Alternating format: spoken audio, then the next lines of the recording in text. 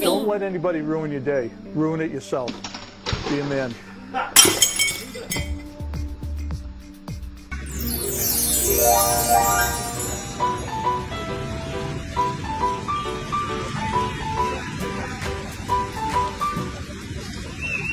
जंगल मोहनपुर। बहुत से परिंदे रहते थे यहाँ। चिड़िया, तोते, कोयल, कौवे सभी अपने घोंसलों में हंसी खुशी रह रहे थे।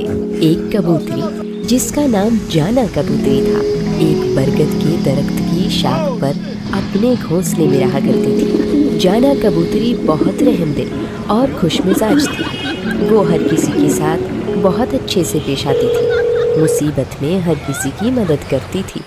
लेकिन इतने साल गुजर जाने के बाद भी कबूतरी के यहाँ कोई बच्चे नहीं। जब भी जाना अपने घोंसले में अंडे दे तो हमेशा उसके अंडे खराब हो जाते या फिर उसके अंदर से मुर्दा बच्चे निकलते।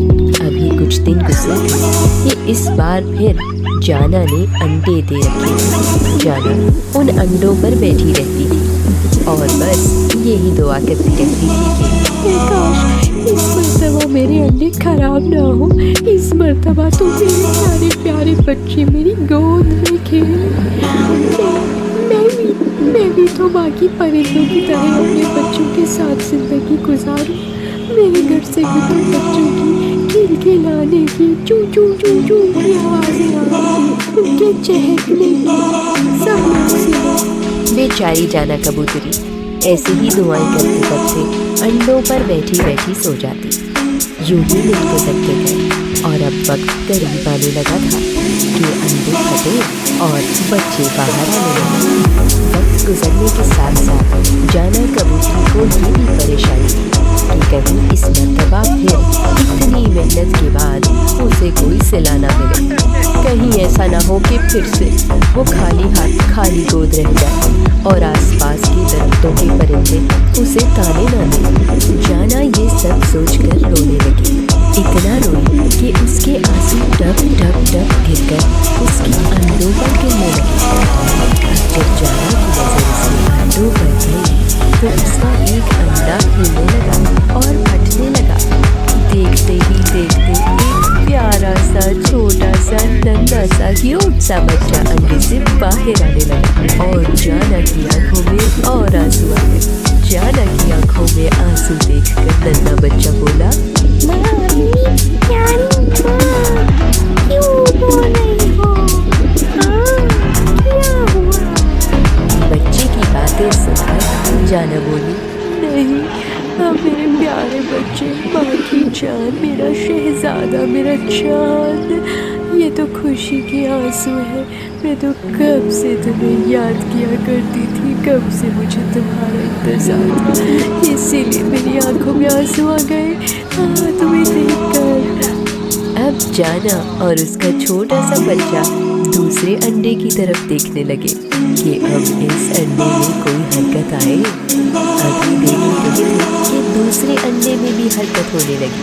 दूसरा अंडा भी आहिस्ता आहिस्ता टूटने लगा और लो जी, वाह वाह, एक और नन्हा सा बच्चा अंडे से बाहर आया जो पहले वाले बच्चे से भी ज़्यादा खूबसूरत था।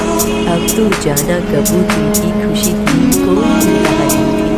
वो अपने दोनों बच्चों को सही सलामत देखकर इतनी खुश थी और साथ साथ ऊपर वाले का शुक्र भी अदा कर रही थी कि उसने इतने प्यारे प्यारे से बच्चे दिए। अब जाना दोनों बच्चे से कहने लगी, बच्चों, माँ तुम दोनों बच्चों को खुशामदीद कहती है। तुम दोनों ने मेरी जिंदगी आकर मेरी जिंदगी खुशियों से भर दी। दोनों बच्चे अपनी माँ से मिलने गए। जाना ने दोनों बच्चों के नाम रखने का फैसला किया, लेकिन इतनी बड़ी खुशी को वो अपने सब दोस्तों और रिश्तेदारों के साथ मिलकर सेलिब्रेट करना चाहती थी। अब जाना ने एक पार्टी प्लान की और सबको दावत दी। सब लोग आए, जाना की बच्चों से मिले और बहुत खुश हुए। जाना ने अपने पहले बच्चे का नाम टीनू और दूसरे का नाम नीनू रखा। अब जब सब नीनू और नीनू से मिले तो क्या देखते हैं कि नीनू जो छोटा था वो तो सबसे गंजा था। सब लोग नीनू को देखकर हंसने लगे। ये क्या, नीनू तो गंजा है।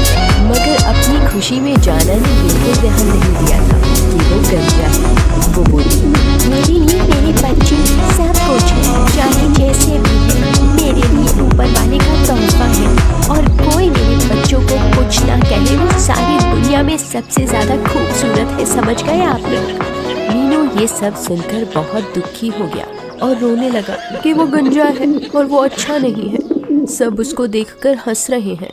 जाना ने मीनू को हौसला दिया और बताया कि दुनिया में बहुत से लोग गंजे होते हैं, तो क्या हुआ, वो जीते नहीं हैं क्या? उसने कहा, हम डॉक्टर के पास जाएंगे, जो भी हुआ करेंगे, मगर तुम रो मत। अगर तुम अपने सर पर खूबसूरत से बाल चाहते हो तो वो भी लग जाएंगे। फिर जाना ने मीनू को बताया कि कितनी ज़बरदस्त सी टेक्नोलॉजी आ चुकी है।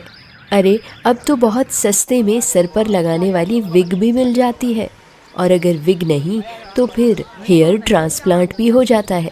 तो इसमें ऐसा रोने वाली और उदास होने वाली कोई बात नहीं है। अगले दिन जाना कुछ सामान खरीदने बाजार गई और वहाँ उसकी नज़र नकली बालों यानी विग पर पड़ी। जाना ने मीनू के लिए वो विग खरीद ली।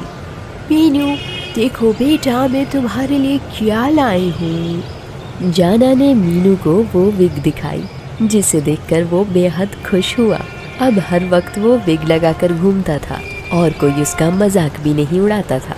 लेकिन एक दिन खेलते खेलते अचानक बहुत तेज हवा चलने लगी। ये हवा थोड़ी ही देर में आंधी बन गई। इतनी तेज हवा, इतनी तेज हवा, भला मीनू की विग सर पर कहाँ रह पाती।